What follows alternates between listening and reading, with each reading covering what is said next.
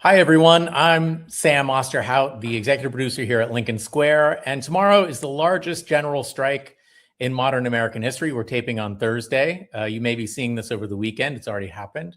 That means no work, no school, no shopping. The question my guest is going to answer is not whether the strike will succeed, but why we need one in the first place. Mordecai Kurz is a Stanford economist. He spent 6 decades doing the math. His new book, Private Power and Democracy's Decline, argues that free market capitalism, as we practice it since 1980, has become structurally incompatible with democracy itself. Even Thomas Piketty calls it a must-read. And we're going to find out why. Professor Kurz, welcome. I'm very happy to be with you. So I want to talk about where this started. You spent the first 40 years of your career working in the kind of technical core of mainstream economics, neoclassical growth theory, rational beliefs, game theory. All of it is so compelling. At what point did you start to suspect that the system you were modeling was actually breaking the country? At the half a century, we economists believed that the proportion of income that goes to labor and the proportion that goes to capital fixed, the natural constants somehow ordained by natural forces. Keynes calls it one of the great miracles of economic statistics. Right. Well, around 2003 began to appear a sequence of papers and books between 2003 and about 2014, culminating in Piketty's book, Capital in 21st Century. Yep. That demonstrated that is not true, that in fact, the proportions change, and therefore it becomes a very important question of what it is that causes this change, and what's the implication of the fact that, in fact, the share of labor was actually declining since the 1970s. And it became a challenge, and I decided to switch my own research in this direction. And I've been working on this ever since. Right. So, we all tend to kind of hear this story growing up and coming up through our educational system that capitalism is, many small competitors. Prices are set by supply and demand. Government sort of stays out of it, and everyone thrives. And your book argues that picture is mostly obsolete, which seems like kind of what you're getting at. What did the Enlightenment thinkers fail to anticipate?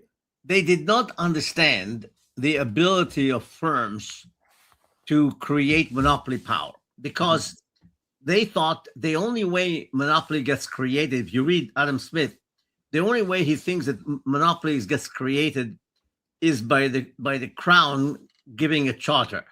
Sure. Or the crown giving permission to somebody to own a bridge or to own a country or to become the governor of some territory, which then has the right to expropriate or whatever economic, and sometimes often a combination of economic and political and military authorization. So they didn't understand that indeed technology itself can become a vehicle for the creation of monopoly. They understood, and Adam Smith even speaks about that he likes the idea that an innovator should get a patent. Sure. He didn't see the implication that patent can be lead to another patent and a whole pyramid of patents. And then when you start buying out your competitors and you buy their technology and you suppress it and you develop all kinds of other strategies to build up this monopoly power and make it into a permanent fixture of free market capitalism. In other words, the only way you prevent this is by regulating capitalism. And that they did not understand. Right. So, technology feels, and I never sort of understood this connection until I read your work, but, technology plants the seeds of market power. And in some ways, a technology company feels like the old company town. It owns the entire means of production and the output and the IP and the patents and all of the things, and then they gobble everything up. So it's not a healthy system of capitalism. Well, I mean, you can see it even in the simplest way to see it. The simplest way to understand it is take an example, okay, and take the example of Apple. Apple is not a monopolist by any standard textbook, but the idea is that Apple has technology that it owns. It owns the technology that goes into the iPhone. And in order to compete with Apple, you have to actually invent something which is better and cheaper than the iPhone, or either better or cheaper, but better in some ways, either the same quality but cheaper, or a higher price but much, much better. Sure. But in either case, you have to invent something. Now, if you can't invent it, it means that Apple will continue to hold on to that top segment of the iPhone market. And although there's complete free entry, completely compatible with antitrust law the way it is now, which is completely fallacious, nobody can do that. As a result of that, Apple can sell an iPhone with a profit margin of 60 or 70%. And that's monopoly profits. But it is conditioned on the ability of others, the inability of others to break the monopoly of the patent. So it is today, under current antitrust, it is a legal monopoly, which these firms are exploiting the weakness of the law itself. I mean, if the law, for example, didn't permit them to have all these patents on top and patents on top of patents, they won't be able to build these pyramids. They won't be able to buy their competitors. They won't be able to hinder the development of younger firms. So therefore, they are able to build this monopoly power by using, and my book contains tons and tons of other examples of other strategies. I can't sit here and just catalog those to you. Yeah, well, that's why everyone out there watching right now should read the book. It's an incredible read. Speaking of Apple and Google, they also have their app stores where, they are able to charge you essentially a 30% tax. Absolutely. It's every tax. It's called monopoly profits. Right. Well, so let's talk about monopolies a little bit, because you talk about a concept called monopoly wealth. And you also measured it. By 2019, you found that roughly 3/4 of the value of all U.S. stocks was monopoly wealth. And so I think that can be a kind of hard concept for us, newbies and neophytes to understand. Can you walk our audience through what that actually means, and especially in the context of their own lives or 401ks, for example? Right. Think about it this way.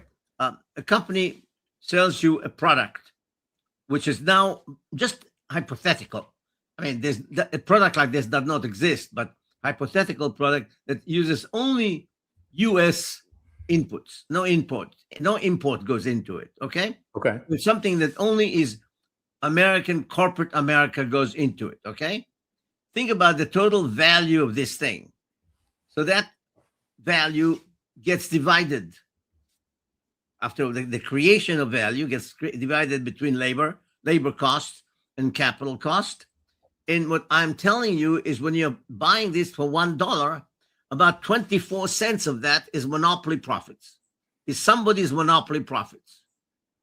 Now, that monopoly profits appears in the statement, in the annual and the quarterly statement of these companies. And the stock market capitalizes this, because it goes into the stock value. the stock valuation then incorporates the expectations of future capital monopoly profits. That amount of the value which is above what it would have under competitive conditions, I call monopoly wealth. So monopoly profits is the part of income which is obtained as a consequence of having a monopoly power, and monopoly wealth is the capitalization of that in the stock market, with it incorporated in the value of the stocks. Now, I estimated that in between 1980 and 2019, the total amount of monopoly wealth that was created was $25.1 trillion. My friend Zuckman tells me that he found that there are nine households in the United States that have made $1.8 trillion in the last 2 years. And my back of envelope calculations show that amount today, the total amount today, between 1980 and today, is close to $35 trillion. $35 trillion of monopoly profits, monopoly wealth that was created in the U.S. corporate sector. So most stock market wealth then comes from that monopoly wealth, not productivity. And so what does that actually tell us about what we're saying when we say the market is up? Well, but the market is up sometimes because we are able to make more monopoly profits, because we continue. I mean, these firms are doing extremely well because they control phenomenal technologies and they are able to charge whatever they want for it. So it is essentially a situation where they to charge whatever the market will take. And at this moment, it's a general exploitation, capital exploiting both capital and labor. This is the exploitation here, both goes both ways. I'm not a Marxist. I'm against Marx. Marx claimed that labor is being exploited by capital. This is not true. In a modern world, it's technology that exploits both labor and capital. So, by the way, I mean, the amazing fact is, to my mind, the most amazing fact is that there are, in the United States today, there are about 950 billionaires. 80% of them made their money in their own lifetime. Think about the speed at which this is being accumulated. In other words, the only way you can accumulate $200 billion in one lifetime is by creating some monopoly of some sort. You can't do it if you just earn 6% on your investments. You can't accumulate $200 billion in one lifetime. It's not possible. It is impossible, and I think so many of us, and I want to get to the sort of broader political ramifications of that, but just I want to linger on technology just for another second, because I think it's a point that really needs to be hammered in. Some libertarians I know would say, don't worry about Google, somebody will out innovate them. And, earlier you said that's just not a possibility under this situation. The technological competition produces only one or two winners, and the system actively prevents the others from surviving. Facebook. It's worse than that, because anytime a competitor comes along the way, either Google already bought him out, or Google already invested in him, or Google will buy him out and suppress him. So there are many, many strategies that Google is a wealthy empire.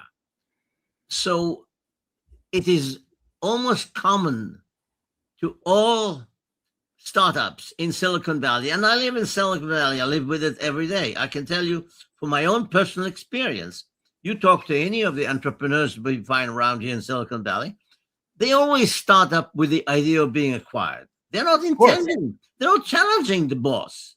They're not challenging the leaders. They are in the business of trying to be acquired by the leaders to make their $1 billion as soon as possible. Not only that, but it seems that in the sort of tech bro world, the whole you wear a badge for being a serial startup, right? You're a serial entrepreneur. In other words, you start just to be purchased or acquired. Right. Absolutely. It's a badge of honor. Facebook bought Instagram in 2012 for $1 billion, WhatsApp for 19 billion, Google bought DeepMind, Microsoft, invest deeply in OpenAI. You can look it up. There's a web page that tells you the acquisition. Google has acquired over 250 companies already just the last 20 years. Each one of them have acquired hundreds of companies. These are not just occasional acquisitions. These are massive acquisitions. Massive and monopolistic for sure. Has there ever been a real disruption of an entrenched tech monopoly?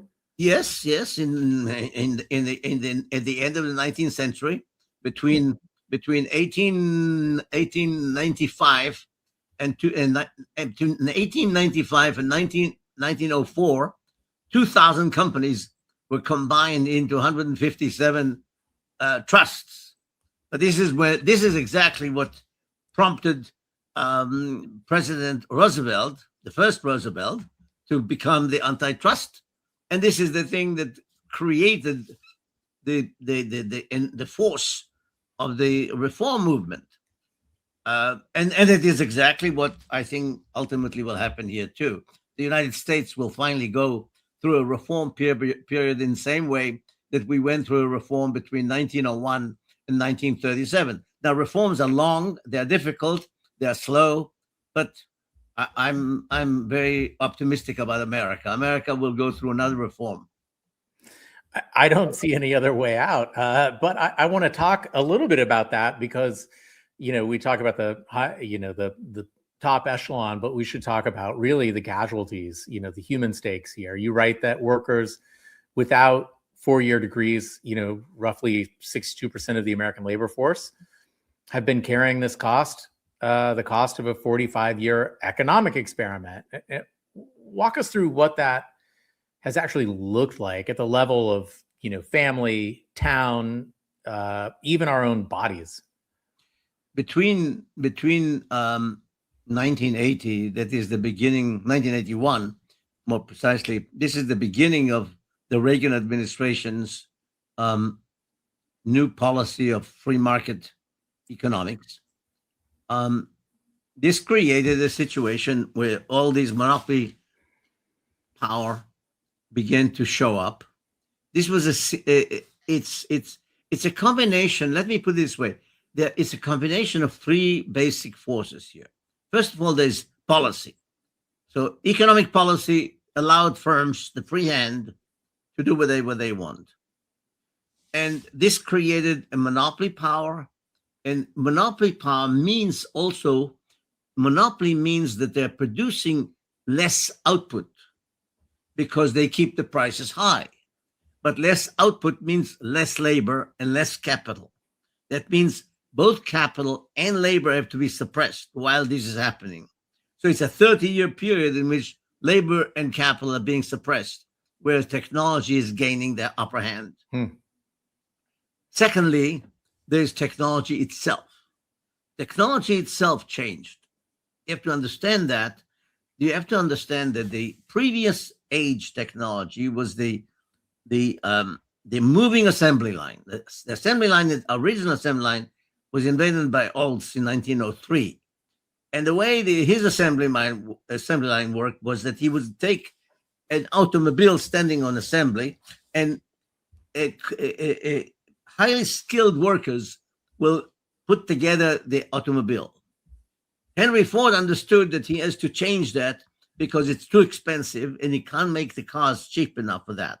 To do that, he has to break the process into small pieces, into small steps, and broke the process of assembly into small parts, repetitive parts, which could be done by workers who do not have college education. And there he created the blue-collar worker of America. This created the class of American workers without college education, but who earned middle class income. They could live well, and they could have a retirement. They could have an education of their children, and they can have medical care. The computer and the robot destroyed all of that. So this introduces a technology that destroyed the labor market as we saw it up to 1980. And the third component of the calamity of what I think happened is the culture itself. The culture itself is the culture that says only you should get what you do, what you're free, and therefore you should get exactly what you earn, and you should be responsible for yourself. And if you don't do well, you're on your own. And this is the reason that the United States, and this was done by Republicans and Democrats alike, abolished the welfare system. Welfare system was abolished by Clinton because the United States is now moved away from supporting anybody, and no one should expect a government handout. So as a consequence of that, you've got 62% of the workers who do not have college education. The technology goes against them, the policy against them. The government initiates globalization, free markets, firms begin to dispose of all kinds of wage and fringe benefits, and those workers, a large proportion of them, actually lose their jobs. Their families get broken. This is the foundation of a decline in health, decline in life, an increase in deaths of despair, for example. Yeah. Yes, the book about the life of despair and alcoholism and other kind of drugs, and declining life expectancy of white workers. So this large number of people become disenchanted with America because, as my colleague Larry Summers, just before Clinton opened up trade with China, Larry had the audacity to stand and testify before Congress. It's a part of the congressional record that the United States should not expect any adverse effect in the labor market as a consequence of opening trade with China. And then we came with the China shock, and some 6 million jobs were lost immediately. So the globalization is only one component of that. Technology is a second component, and the policy with a third component. All three of them combine to basically destroy the American labor work. 62% of that American labor work suddenly found itself in place that it was told that there's no place in America. And what do you want them to do? They said, we are an American dream. We were told if we work hard and if we do our jobs and we do all that America asks us to do, we will have the opportunity for upper mobility. And here we are. You policy leaders, what kind of policy have you followed? You've destroyed us. So their disenchantment with American policy and disenchantment with the establishment is unavoidable. Now, I'm not suggesting necessarily that they are necessarily anti-democratic, but in America, there are always been some not anti-democratic forces. For example, white supremacists are not exactly democratic. Many, with all due respect to many of the evangelical, the democracy wasn't entirely comfortable for them because democracy called for equality, which they could not accept. There are many people who are racists. Okay, so you take all these culturally oriented people who are against democracy. If you combine them together, they would not have gotten a majority to go into the White House. But when you take these 50 million people, these workers who were disenchanted, their family members, the members of the communities in which they lived and they were destroyed, in the Midwest particularly, and the Southeast, and you join with them, you then have a majority. And that is what Trumpism is all about.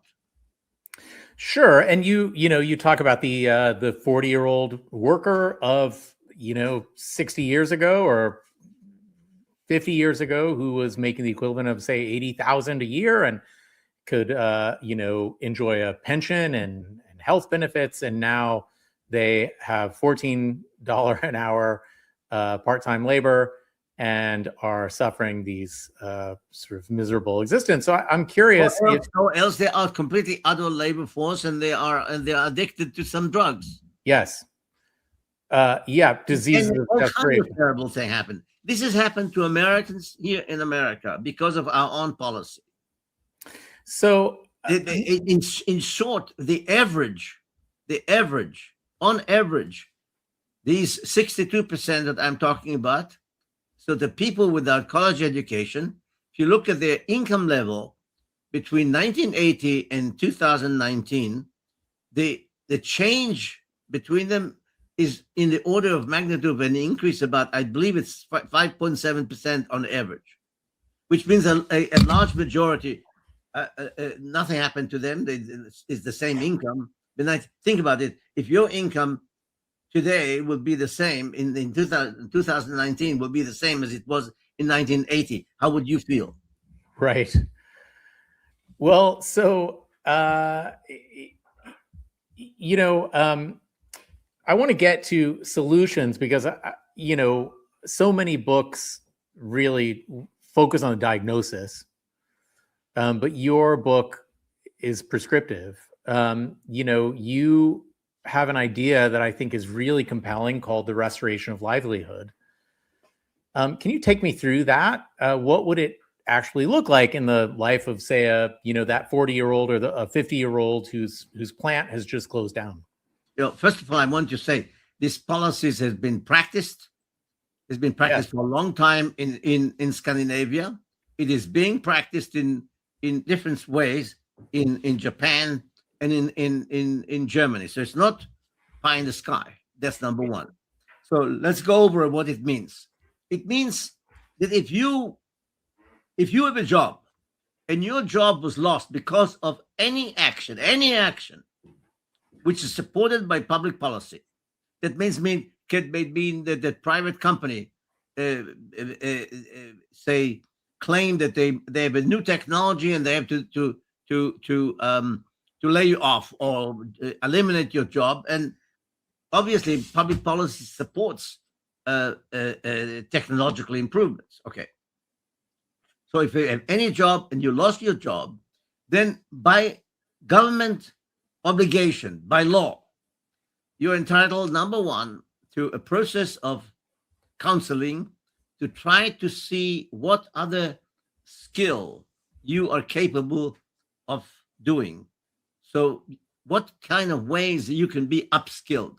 And usually the problem of upskill is it takes training, it takes a lot of capital, and it takes a lot of capital to do it. And most people can't do it on their own because they don't have the capital to do it. But here what I'm proposing, the government will pay, number one, this counseling stage. Then the government will pay for the training itself. The training might be at a company or in a community college or in some other program which will be devised for that. Then, in addition to that, there will be living expenses and wages that you will be earning your wages, normal wage during that time, and your living expenses will be covered by the government. It includes medical care. It includes daycare, includes any emergencies that may arise. And then at the end, when you finally is ready to take a new job, if you have moving expenses, the government will put moving expenses so you can get to another place. And then at the end, because you are sort of a new worker in a new skilled place, then the government will pay 20% of your wage as a subsidy for the employer. So it'll be encouragement for employers to employ you because the government will pay 20% of your wage for 1 year. So this is the way to recreate, re-energize you, bring you back into the fold and say you are a good American like anybody else. And being the loser in this case is part of the process of economic development for the country. So you don't have to be the price you pay for economic progress. Right. And I think it's worth noting that this isn't the old compensation for the loser principle, right? It's more of an insurance contract. That's right. For it's democracy. An insurance contract of your livelihood. That's exactly it. It's an insurance contract of your livelihood. We want to guarantee that a catastrophe like the one that happened now should never happen again. Yeah, right. And, obviously, American critics in particular will say, well, this is way too expensive. Obviously, all of our foreign wars aside. I told you about the $35 trillion. There's enough there to be taxed there. We could do it. My program also contains the place where the finances will come, because I believe that we need to have a reform that will reduce market power, and that requires that includes also raising the marginal tax on personal income tax to 65% and the corporate income tax to 45%. And in addition to that, should be reformed the tax law regarding antitrust. This is a rather complicated matter, and sure. We can't cover it today, but antitrust has to be revised so that it becomes less complicated. And also, we need a reform of the patent system so that we can start preventing the abuse of patents. Most important is to patent, which is a secondary patent, a patent which is based on a previous patent on a patent. The second patent should receive only half the life of the regular patent. The regular patent is 20 years. The secondary patent should be only for 10 years. We should put much more severe restrictions on acquisitions, because concentration of technological concentration is as dangerous as product concentration, and which they should not be distinguished. Yes, obviously it's sucking up all of the wealth from the bottom and funneling it to those 900 some billionaires right at the top. So you have a prescription, you have a mechanism of paying for it. What stops it from happening here? Market power. There's too much power against it. So right now, America is being run by powerful forces and monies. There's mostly money behind them. Silicon Valley doesn't even want any regulation at all. No, I mean fighting tooth and nail against regulation. I want to take the advantage. I want to initiate here myself one more thing that is very important for me. That is, in my opinion, technology itself, the choice of technology itself, should become a matter for deliberation in democratic circles. In other words, democracy should have something to say. Making legitimacy of the democracy requires that we should allow democracy to say something about the choice of technology. And let's explain that. It's very important. So I want to take to the example I like to give is the example of the nurse and the doctor. So we've got artificial intelligence now.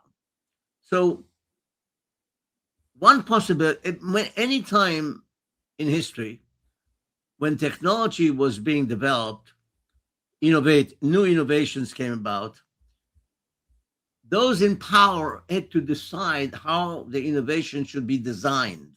After all, you take an idea is to be translated into an equipment, into some gadget, in something physical. That choice has always been made by people that have enough power to choose what is more profitable. Sure. And it's always been to dispose of labor. here in the case of AI comes an interesting situation.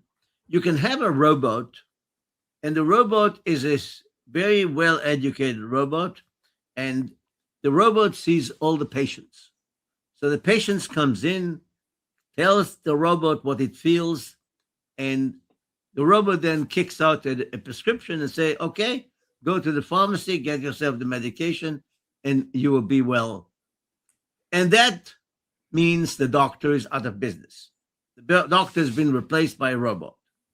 But then we can have another kind of robot to design the same idea of artificial intelligence and make the robot a guy that is helping the nurse.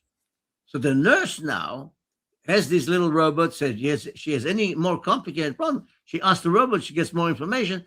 The nurse becomes more knowledgeable, becomes more effective. The nurse now becomes much more productive. She now sees some of these easy cases that the doctor sees today. So now the nurse becomes more productive. The doctor has more time to spend on more difficult cases. More people receive medical care. Medical care becomes cheaper, and everybody's productivity increased. Notice the second one, the second robot helped people. The first robot replaced people. The choice between them is absolute cardinal. It'll determine the future of America. It'll determine the future of your listeners. And if we choose to use democracy to force Silicon Valley to make the robots that help people rather than replace them, America will be better off. And the way we do it is very simple. The robot that helps people should get a subsidy of 50%, and the robot that replaces people should get a tax of 50%.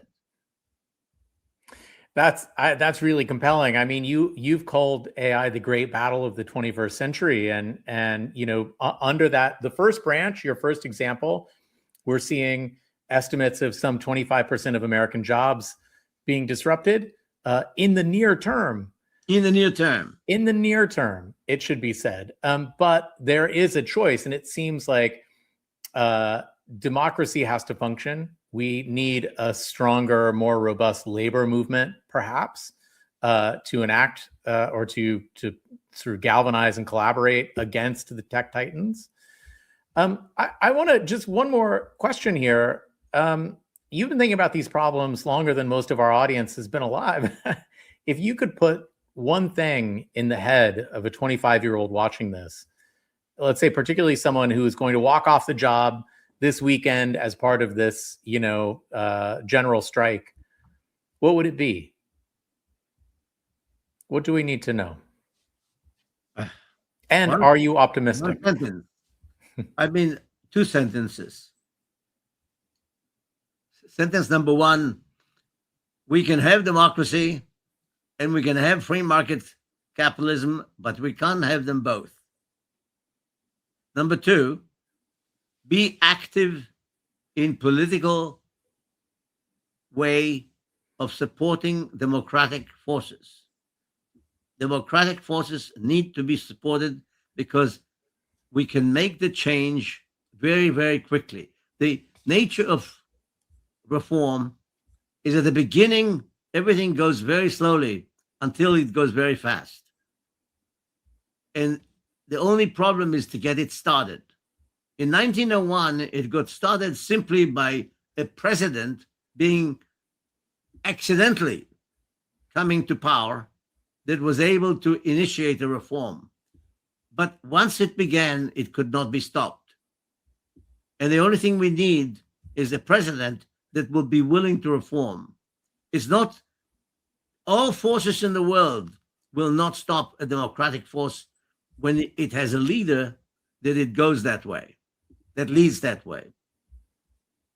So the only thing is that the political will to vote for somebody who will take us into a reform mode.